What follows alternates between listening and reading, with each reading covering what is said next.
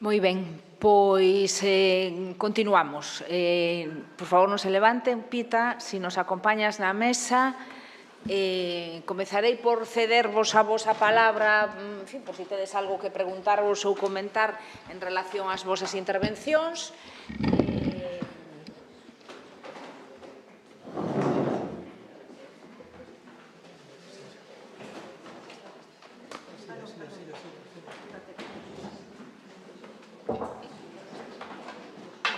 Por que se está ponendo ali? Non, estou estupendo aquí, así estades máis próximos.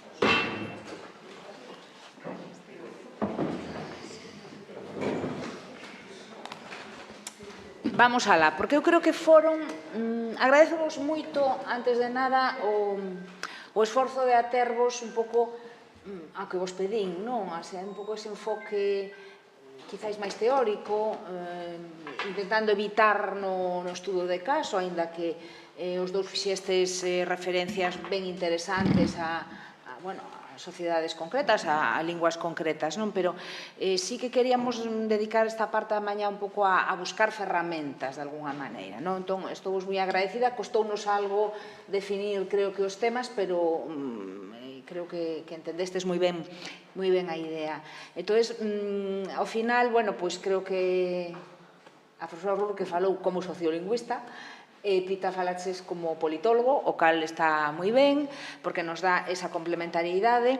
Eu querería empezar, e despois xa inmediatamente damos paso ás intervencións da sala, por sinalar, pedirvos unha breve reflexión sobre algo que detecto que é unha preocupación común nas vosas análises, diferente pero común, que é o que ten que ver co principio de territorialidade como un dos marcos tradicionais dende o que pensábamos as linguas, non? E o principio de territorialidade entra en cuestión non só pola evidente crise dos estados, nación, cunha lingua e demais, non só porque o fenómeno das migracións segue a cobrar protagonismo, é dicir, cando en Galicia pensábamos que acabara, nós mesmos seguimos a ser unha comunidade que emigra, seguimos a emigrar, pero, logo están todas as migracións, en fin, transnacionais, sino creo que tamén no principio de territorialidade intervén a cuestión da virtualización do mundo e da comunicación. Todo o escenario que abren as novas ferramentas digitais, a comunicación digital que posibilita contactos intradiaspóricos, as novas ferramentas en galego se está a traballar intensamente nisto e estes días últimos se presentaron varias ferramentas de traducción e demais ao galego. Entón, como creo que este é un ámbito no que non pensábamos, pero que en certa maneira tamén ven afondar nesa crise do principio de territorialidade como un marco dentro do que pensar a cuestión das linguas minoritarias. Pediríamos así unha breve reflexión sobre isto. Quero dicir, isto é, volvo á miña gran preocupación. Isto pode ser unha oportunidade? Algo que nos descoloca dunha forma tan radical nun principio, como digo, que era moi folla de ruta, non? Sempre para pensar nestas cuestións, pode ser unha oportunidade? ¿Quién empieza? ¿Enrique? No. A eles despois. ¿Quieres empezar tú? No, bien. No sé, francamente creo que no hay una respuesta, digamos, totalizante, ¿no? Yo creo que desde mi perspectiva todo el imaginario colectivo en el que nos movemos hasta ahora, ¿no? Cuando hablamos de una lengua, de una comunidad, de un espacio lingüístico, ya digo espacio tiene una componente territorial, no en el sentido estricto, pero yo creo que concebir lo que Charles Taylor, basándose en Herder y Humboldt, y Fishman también están basados en Herder y Humboldt, lo que es la dimensión, the irreducible social dimension of language, la dimensión irreduciblemente social de la lengua. Eso es básico, ¿no? Allá fallan los languaging people y los translingüistas, yo creo que de hecho, me desvío, pero vuelvo.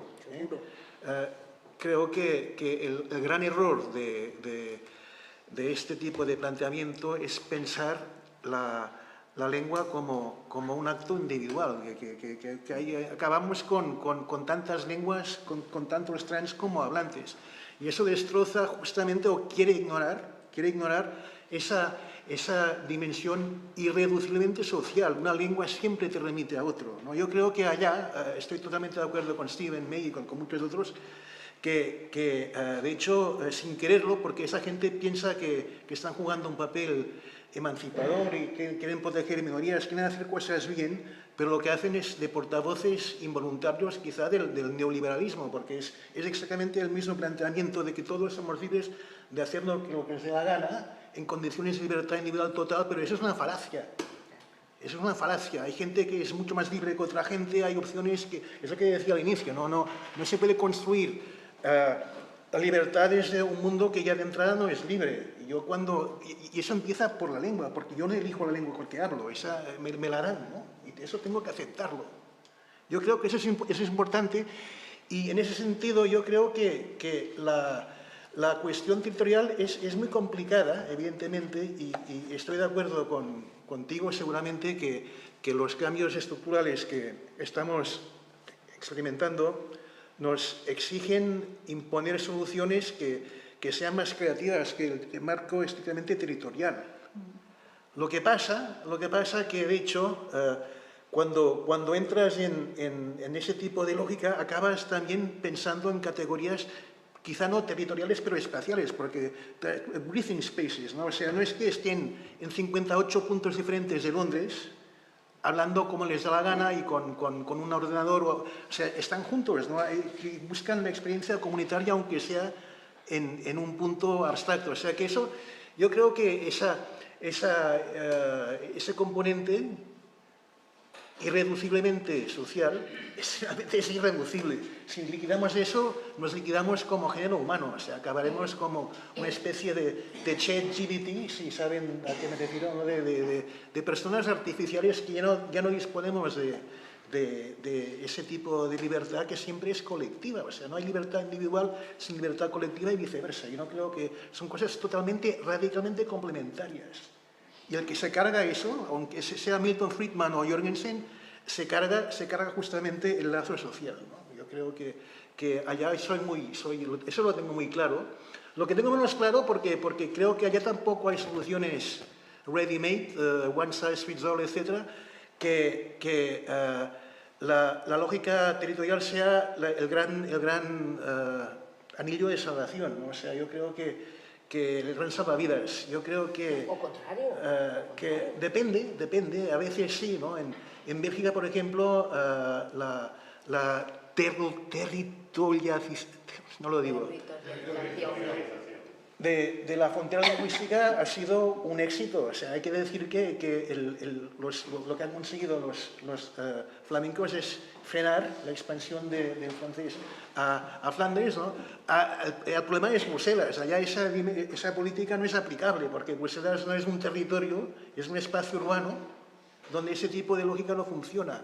Y además, claro, la victoria flamenca es una victoria problemática, porque también reifica una frontera que ostras, a ver, ¿no? Es complicado, ¿no? O sea que creo, ¿no? Lo que hay que hacer es no salvar territorios en sí. El territorio no, estoy hablando demasiado, perdón. No es lo que me interesa a mí, me interesa la comunidad, me interesa el lazo social, me interesa el colectivo, me interesa la lengua, no como objeto que no soy lingüista. A mí las lenguas en sí no me importan, ni me interesan, ¿no? Bueno, sí, de alguna forma sí me interesan. Estoy exagerando. Pero yo creo que lo importante es la gente que habla estas lenguas y que esa gente se sienta cómoda, que se sienta dignamente respetada en su identidad lingüística. Todo eso es lo que quiero, y eso tiene un componente seguramente territorial, ¿no? O sea, imagínese, si yo en Vigo tengo que ir a un breathing space a hablar gallego, me siento profundamente alienado. O sea, yo no aguantaría eso, ¿no? Yo creía que sería ya la claudicación. pasa eso en Galicia y se acaba la identidad gallega histórica. Habrá otra, me imagino. Pero es lo que hay que discutir. Y luego se puede discutir si eso realmente, si Galicia, si necesitan ustedes, no lo sé, una lengua para ser gallegos. O sea, es un debate muy real en comunidades indígenas de Norteamérica. ¿Puedes ser indígena sin hablar tu lengua indígena? Es complicado, ¿no? Es complicado, yo no... Pero entonces empiezas con cosas de raza y de sangre y de pertenencia familiar que aún son más complicadas. O sea, es muy... la lengua tiene esa ventaja, ¿no? Que cierra, pero también siempre abre. Un territorio también tiene eso, es un espacio cerrado pero en el que se puede entrar, ¿no? O sea, que creo que quizás soy más nacionalista en sentido clásico que otra gente en la sociolingüística, pero veo los límites de eso. Yo creo que evidentemente eso en muchos contextos no funciona. Poñía este tema enriba da mesa porque algunha das experiencias máis interesantes que se crearon así nos últimos tempos, bueno, non diría en defensa da lingua, pero sí coa lingua, tuveron lugar na diáspora e en espazos virtuais. Por exemplo, hai un clube de lectura da diáspora que se reúne, creo que mensualmente, seguramente, onde galegos e galegas que están por todo o mundo teñen un encontro obviamente virtual para discutir, comentar algún libro galego. Entón, de algún xeito, como decía ao comezo, polo menos son experiencias que están a cuestionar o vello principio da territorialidade. Non sei se ti, Berni, queres decir algo porque se hai palabras na sala. Sí, Estamos a abrir a ventana. Estou de acordo con Pixo que os estudos sobre o translingüismo empeza con o individuo. Entón, está pensando nas trayectorias de falantes individuos e, bueno, todos esos estudos empezaron analizando os contextos de New Englishes. Entón, sabes, é unha lingua moi potente, o inglés, entón non están pensando no futuro da lingua, porque ten futuro. E por eso que Stephen May critica bastante o translingüismo. Ele traballa moito no que se chama o multilingual turn, pero ao mesmo tempo de que hai que ter en conta que cando estamos falando de linguas minorizadas tamén hai que ter en conta os dereitos lingüísticos, que isto no vemos isto non ten sentido cando estamos falando do translingüismo en inglés, por exemplo. En canto ao punto sobre os territorios, pois é algo moi complicado tamén, porque podemos decir que vamos a ter unha situación onde eliminamos a idea de territorio ou de geografía, pero os falantes volven a falar de onde falan a lingua. Entón, falan de eu falei non sei onde na aldea, eu teño unha persoa con quen falo en este sitio. Entón, é moi importante para os falantes mesmos. O que pasa é que creo que moitas políticas lingüísticas, o vexo en Irlanda, que a cuestión de territorio o levaron aos extremos, porque en Irlanda temos o Gaeltacht e hai unha liña separando o que é o Gaeltacht e o que queda fora. E con esta territorialidade, pois as partes que forman parte do Gaeltacht reciben máis fondos do goberno, por exemplo, que os de fora. Entón, na política lingüística, pois pode ter influencia nos recursos e como se distribúen os recursos. Por exemplo, alguén que está fora do Gaeltacht igual non van a recibir fondos porque non forma parte dessa comunidade territorial. Entón, eu tampouco teño unha solución porque é moi complicado, pero creo que está ben, como decías, de pensar en que tamén igual se pode mirar as dos realidades, que sí que existe falantes na diáspora por comunidades de práctica virtuais, pero ao mesmo tempo hai que ter en conta as consecuencias de de algo, de unha política lingüística que está basada máis en algo máis territorial. Empezamos na sala, Tere, por favor. Quique, Eva, e despois ir despedindo palabras. Bueno, que aí son moitos temas e moi complexos todos eles, non? Eu vou referir un par deles. Un deles é o tema que estades falando de territorialidade. Eu non concibo lingua, menos reivindicación de lingua minorizada, sin referencia al lugar. O sea, a mellor temos que reconceptualizar isto do espazo, do territorio, do lugar, pero eu non vexo, mesmo pola conexión que existe entre lingua e identidade, remite a un lugar. O sea, eu creo que remite a un lugar. Eu son administrador honorario dunha páxina de Facebook que se chama Muradáns do Mundo, de xente da miña vila que está en todo o mundo, se atopa aí, nesa páxina de Facebook, pero a referencia é o lugar. É dicir, a referencia é o lugar. Sabemos máis do que pasa en Muros a través desa páxina web, cando morre alguén, cando casa alguén, que cando non tiñamos iso. É dicir, que o feito de que esteamos desterritorializados, que esta comunidade estea diaspórica, non rompe a vinculación entre a lingua e o lugar. E eu creo que aí teríamos o mellor que pensalo dunha maneira un pouco distinta. Despois tamén creo que a reflexión sobre, digamos, as estrategias de revitalización dependen moito das condicións en que se atopa a propia comunidade lingüística. É dicir, son situacións moi distintas, son situacións, algunhas prácticamente posvernaculares, que dais casi o caso do gaélico, o irlandés, non? En que, evidentemente, nunha situación posvernacular, tens que botar man de outro tipo de recursos e pensar outro tipo de estrategias, a outras situacións que son tamén minorizadas, pero están bastante longe do posvernacular, como é o caso do galego. Entón, creo que eu son moi relativista, como decía antes, son decididamente expresionista nos teus termos, son da xinea de Herder e Humboldt, é dicir, considero un nacionalista, ni siquiera nacionalista, un galeguista cívico, pero creo que na cuestión de lingua, o enfoque que nos axuda ás minorías, o enfoque que ven de Herder, Humboldt, etc., pero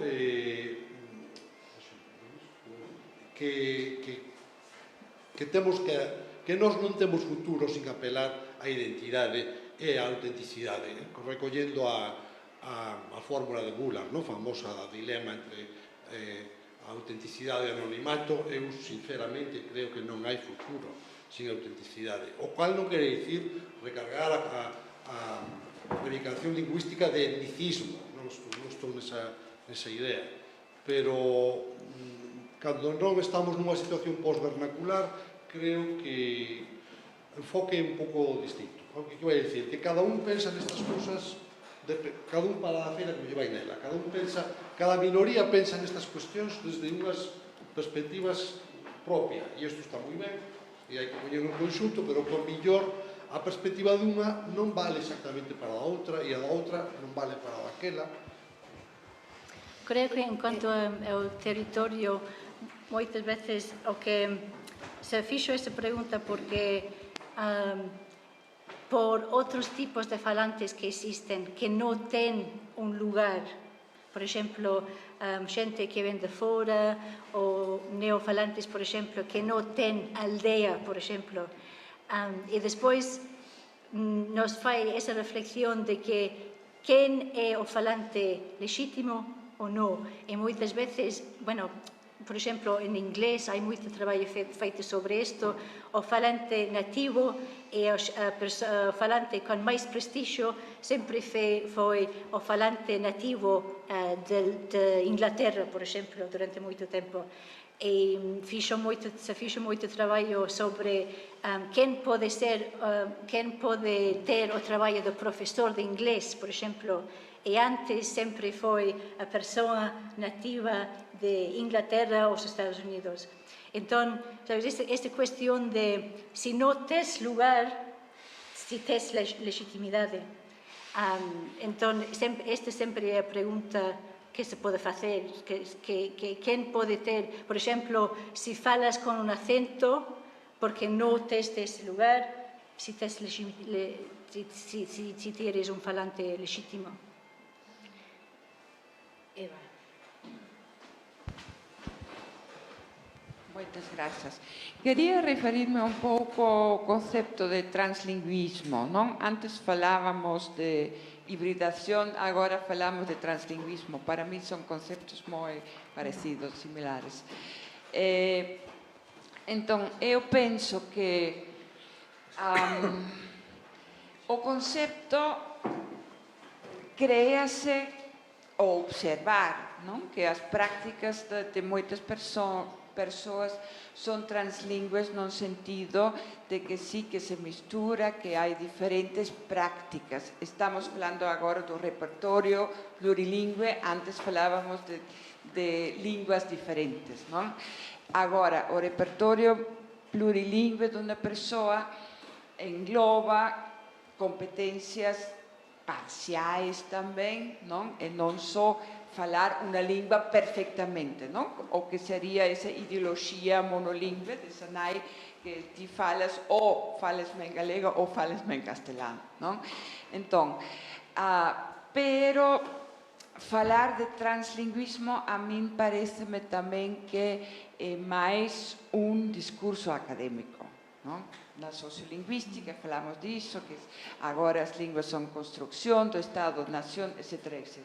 De acordo, sin embargo, non imos descartar que sí que existan linguas distintas, non?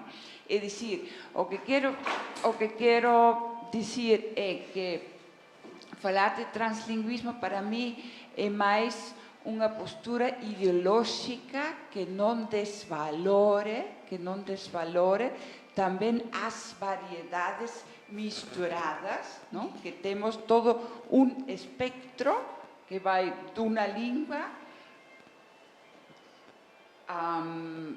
prácticas translingües ata outra lingua. Pero eu penso que seguimos pensando tamén en dicotomías, pensamos tamén en linguas distintas, non?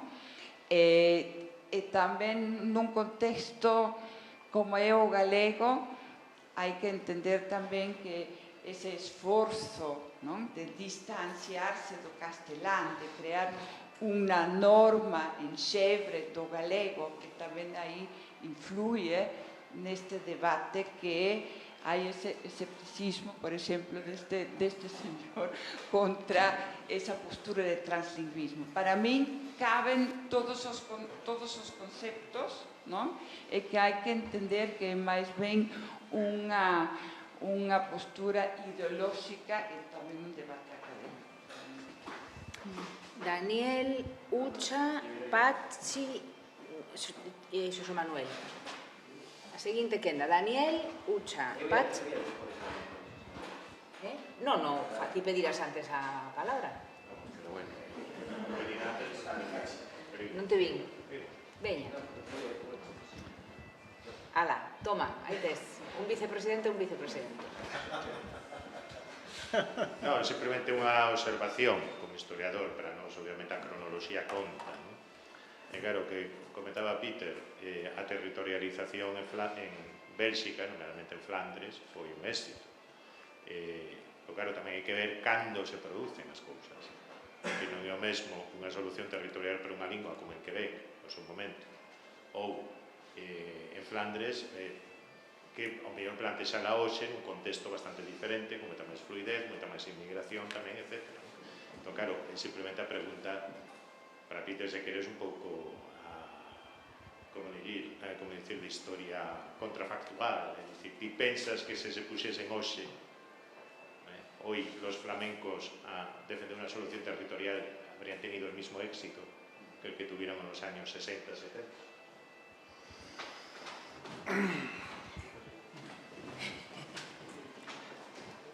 Seguramente no.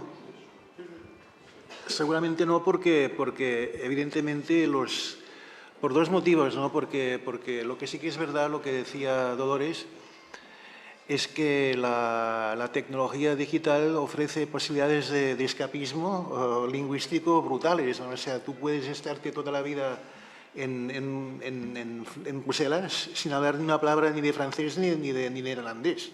O sea, estás en tu barrio de árabe, por ejemplo, y vives con tu comunidad arabófona y estás conectado con tu familia en Marruecos. O sea, eso es factible, es real y pasa, son experiencias reales. No estoy haciendo un discurso neopopulista contra esa gente, sino que simplemente observo lo que ocurre, ¿no?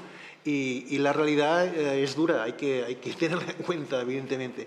Y el otro factor, creo que también ha cambiado un poco la legitimidad de ese tipo de cerramiento hacia, o sea, una lengua, una comunidad. Incluso un nacionalista flamenco liberal estaría de acuerdo que ser flamenco hoy no es comer patatas y carne y ser protofascista y católico y hablar de una variante amena del neerlandés y tal. O sea, eso está, o sea, hay el componente ideológico y el componente estructural, tecnológico, como quieras, ¿no? Pero aún así, ¿no? La división de Bélgica en 3 regiones y 4 comunidades, ¿no? 3 regiones territoriales y 4 comunidades lingüísticas, crea lo que llaman, eso no tiene traducción al español, path dependency. O sea, tú empiezas con eso y prácticamente resulta imposible eliminarlo, ¿no?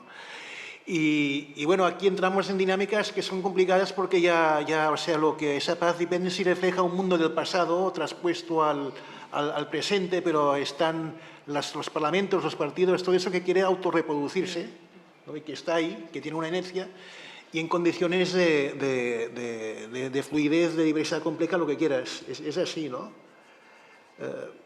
Pero aún teniendo en cuenta toda esa dinámica de cambio y de transformación, yo creo que la lógica territorial tiene un punto de lógica, ¿no? y de legitimidad, o sea, especialmente para comunidades vulnerables como los Sami, ¿no? En el norte de Europa, comunidades indígenas en el Amazonas. Si tú eliminas el territorio, es que los eliminas a ellos, es simplemente así, ¿no? Hay que tenerlo claro, y eso con mucho translanguaging y que cada uno hable lo que quiera, es que no funciona. Eso es dar, digamos, subvencionar la lógica dominante, ¿no? del más fuerte. Por eso el territorio, más que nada, es un mecanismo de protección del débil, como lo era en Bélgica cuando se introdujo para evitar la perpetuación del dominio del francés de cara al neerlandés, ¿no? Yo creo que hay que tener en cuenta eso y que eso puede cambiar, quizá ahora ya no haga falta, y quizá en Quebec, por ejemplo, se está discutiendo el francés, se ha recuperado mucho, o sea, quizá ya no haga falta ser tan estricto, pero hay que pasar por esa fase de discriminación positiva a una igualdad que te permita ser un poco estar más relajado con todo eso. Pero es muy fácil ser relajado desde la perspectiva mayoritaria anglófona y lo es mucho más complicado si hablas quechua o aymara en Perú, ¿no? Es así. Escoitas? Sí. Ben, eu tiña unha cuestión sobre, bueno, en xeral, sobre os temas que tratamos, e é que as xornadas chamase o galego frente aos desafíos das sociedades multilingües, non? E aí, claro, viñamos falando moito da xente que fala linguas minorizadas ou minoritarias. E, claro, a miña cuestión é un pouco o tema da interseccionalidade, porque unha persoa que fala unha lingua minoritaria non ten só unha identidade de eu falo galego, non? Ou eu falo euskera, senón que ten moitas outras camadas de identidade, de emancipación política, de participación social, por exemplo, non? Entón, claro, unha persoa galego falante pode ser tamén unha persoa que se autoidentifique como muller, ou pode ser unha persoa do colectivo LGBT, ou pode ser unha persoa migrante, ou pode ser xereiro do Celta, ou pode ser directivo de empresa, ou pode ser máis pobre, máis rico, etc. Entón, claro, neste desafío perante as sociedades multilingües, eu liguei moito co tema de Fishman, non? E de revitalizar as linguas, este language shift.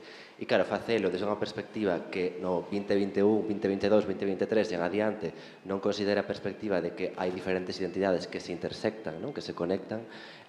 Penso que hai o tema da autenticidade ten moito que ver, e cando falamos de minorías como falamos aquí hoxe, Claro, sería interesante abordar que minorías, ¿no? Porque, por exemplo, pues, no meu traballo encontrome con xente do colectivo LGBT que por esta identidade de o galego ser algo como que ven como moi ruralista, moi da aldea e unha representación moi masculinista, deciden abandonalo ou poñelo noutro lugar. Hai estudos que indican, ¿no?, o uso de galego polas mulleres frente aos homes. Hai un montón de outras identidades que afectan dentro desta superdiversidade que agora temos a manter o galego frente a diferentes desafíos, non?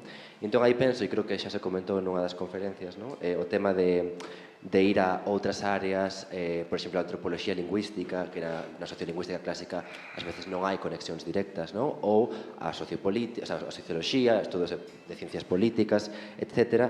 E aí, por un lado, temos moitas ferramentas que penso que nos axudan a comprender este desafío multilingüe e do futuro, que, por exemplo, a idea de mercantilización da lingua, ou language commodification, non? Que tamén nos din, cuidado, porque a autenticidade e o mercado non están tan separados, non é un binario tan claro. Por exemplo, agora co fenómeno xacobeo, vemos como certos usos de autenticidade en realidad están ligándose a un mercado concreto, non? Entón tamén como que nos axuda a desfacer este binarismo, ou, como xa se comentou tamén aquí, ao tema de ideoloxías lingüísticas, non? Que ven moito a antropoloxía lingüística, como a idea de Catherine Bullard de identidade étnica versus identidade cívica ligada á lingua. E eu penso que na Galiza un dos problemas ten sido históricamente ligar o galego a unha identidade étnica, non? Entón, se traballásemos, penso eu, e neste tema da desterritorialización está moito a cuestión cívica e a cidadanía lingüística, por exemplo, creo que isto nos axudaría moito a abordar fenómenos como o New Mobilities Paradigm, non? Ou esta idea das mobilidades, das migracións, das diásporas, e tamén o fenómeno do neofalantismo como unha reacción que é unha postura que crea moitas tensións, non dentro senón a nivel global.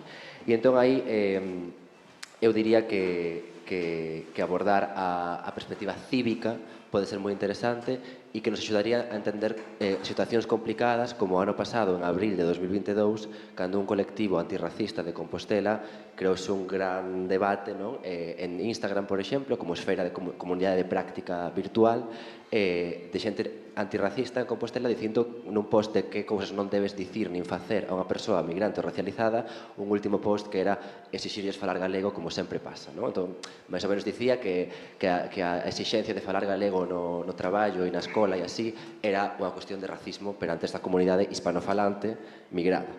Entón, claro, vémonos con estes desafíos e estes conflitos identitarios e moitas veces non sabemos como abordalos, e eu penso que aí debemos evitar caer nunha cousa que a sociolingüística ten feito moito, que é unha perspectiva filoloxicista extrema, e ver que a lingua, en realidade, temos chaves en xeografía, temos chaves en socioloxía, temos chaves en outras perspectivas, non?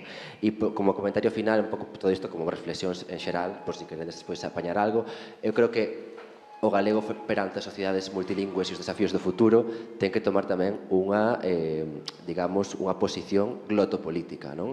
Porque pensar o galego frente a este futuro diverso que ven tamén é pensar o galego frente aos retos do fascismo, e despois das últimas eleccións e das próximas eleccións e do novo contexto político, eu penso que non falo de repolitizar a lingua, senón de que o desafío tamén pasa por cuidarnos perante unha nova onda fascista e conservadora que nos coloca moitos desafíos neste debate. E simplemente así como comentarios un pouco, por se alguén quixera despois comentar algo. Gracias. Vamos darle a palabra a Ucha, a Pachi e despois comentades un pouco todo o que... Vamos a ver, eu creo que negar a lingua, estou dicindo que creo que negar a lingua como un elemento constitutivo, entendido tradicionalmente como un dos elementos constitutivos do nacionalismo, pois é inexacto. Hai uns que sempre coñecemos na teoría política, na ciencia política, que son a lingua, en fin, o mito, etc. En fin, insisto en que pareceme absolutamente inaceptable negar a lingua como un elemento determinante do nacionalismo. Faría unha pregunta puntual. Iba a preguntar eu, pero de alguma maneira xa contestou algo Dolores Vilavedra na súa intervención sobre a virtualidade que pode ter como elemento revitalizador da lingua a diáspora. En fin, eu teño unha idea un pouquiño máis escéptica que aquí ten esta Dolores Vilavedra. Quería saber se tendes algún elemento de xuízo, aparte das estadísticas, algún coñecemento puntual de como está funcionando isto, non? E a Rurque quero lle facer unha pregunta moi puntual, puntualísima. Como supoño que vostede estudiou o gaélico, quería preguntar, un neno irlandés canto tempo pode tardar, basándose máis ou menos en datos máis ou menos fiables, en aprender un idioma tan bonito, pero tamén tan difícil como é o gaélico? Moitas gracias.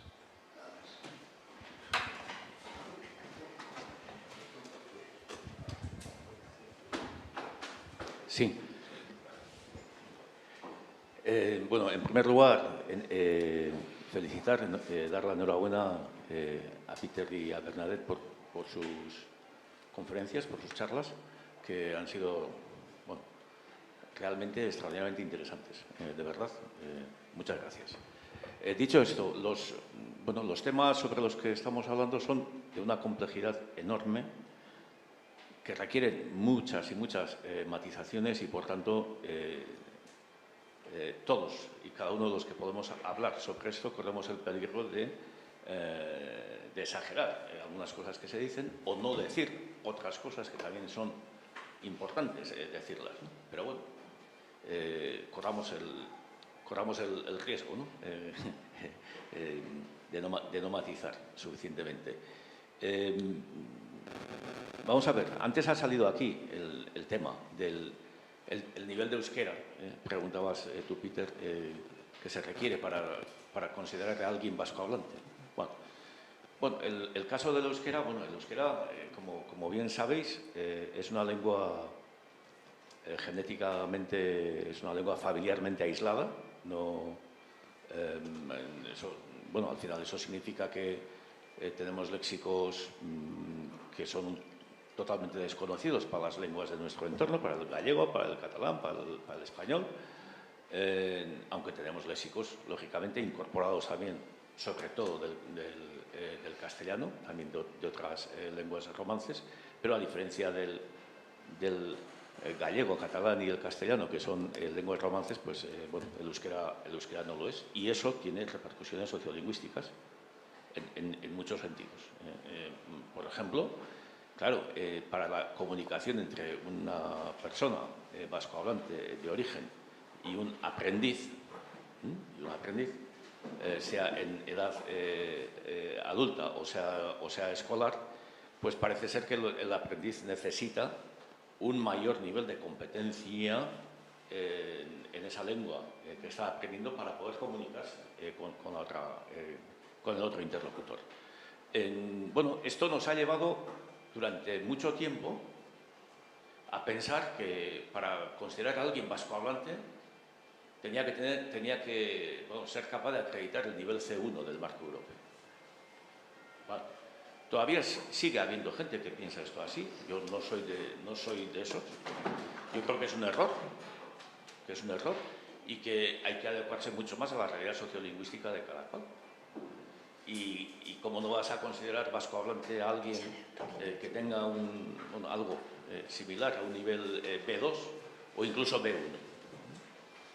Bien, pero ser vascohablante pasivo no ha estado considerado bien. Era alguien que le faltaba algo. No era alguien que estaba aportando algo para la extensión social de la lengua, sino alguien que le faltaba algo. Bueno, esto está cambiando, esta perspectiva está cambiando, yo creo que afortunadamente, pero esto lo hemos tenido seguramente, y en eso seguramente también ha tenido que ver esa característica específica del euskera con relación a otras lenguas, romances, etcétera, pero esto está cambiando. Y esto, a su vez, yo creo que guarda relación con el tema de los nuevos hablantes. Evidentemente que hay que considerar y hay que investigar mucho sobre las actitudes y los comportamientos lingüísticos de los nuevos hablantes, porque es tanto como investigar sobre la manera de extensión social de la lengua. Bien, pero yo creo que es, imprescindible, lo diría de manera tajante, que aceptemos que comunidad lingüística de vascohablantes no voy a hablar de gallego hablantes ni de catalán hablantes, porque sé que cada lugar tiene sus especificidades, ¿sí? Pero la comunidad vasco hablantes es una. Es diversa. Y cuanto más se extienda, que es lo que queremos, en la sociedad, esa lengua minorizada, incluso en algunos casos minoritaria, como en el caso del euskera, en muchos ámbitos todavía geográficos, cuanto más se extienda, más diversa será esa comunidad lingüística. Habrá una diversidad sociolingüística dentro de esa propia comunidad lingüística. No habrá diversidad cuando una comunidad lingüística es muy pequeña, cerrada, pequeñita. Eso será lo más homogéneo del mundo. Pero eso significa que es una lengua que vive en el gueto, casi. Y esto es una situación que yo creo que lo tenemos que saludar en una perspectiva positiva. Claro, nos genera incertidumbre. ¿Por qué? Pues porque nunca nos ha tocado gestionar nuestra lengua en esas claves de tanta diversidad. Y entonces no sabemos muy bien qué es lo que tenemos que hacer.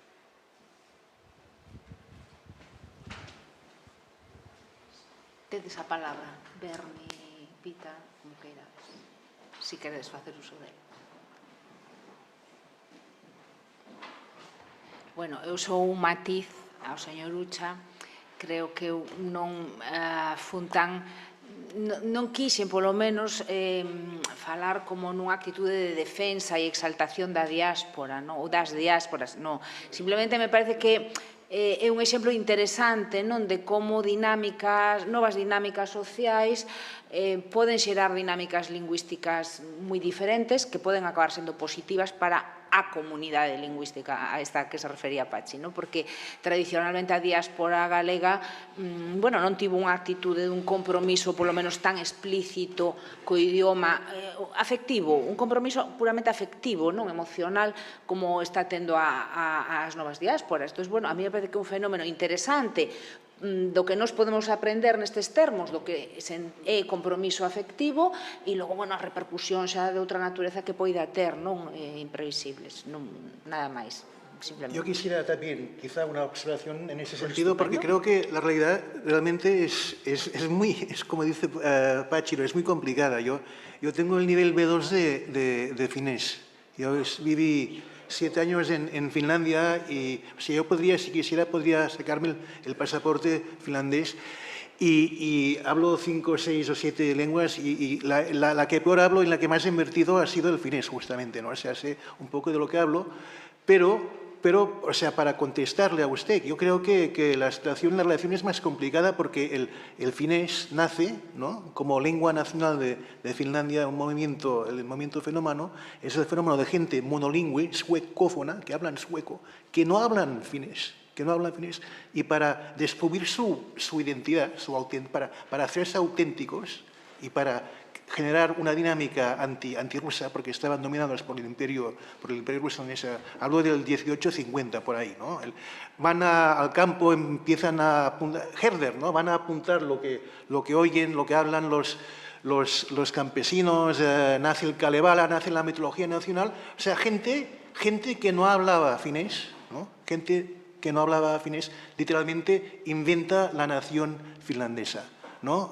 Es complicado y eso pasa en otros lugares. Yo creo que incluso pasa en cierta medida en Euskadi, con gente que, en Euskadi es más complicado. No pasa en Cataluña, pero sí que pasa en Israel, ¿no? Israel es un país, una nación que se inventa una lengua, el hebreo moderno, que no hablaba nadie antes. Es como el escarbatúa, pero que el escarbatúa tiene un territorio, Israel no. O sea que son dinámicas que evidentemente hay una relación, hay una conexión entre lengua y nación, pero no es una mecánica cerrada, no es como un coche de cuatro velocidades y tal. Es una relación compleja.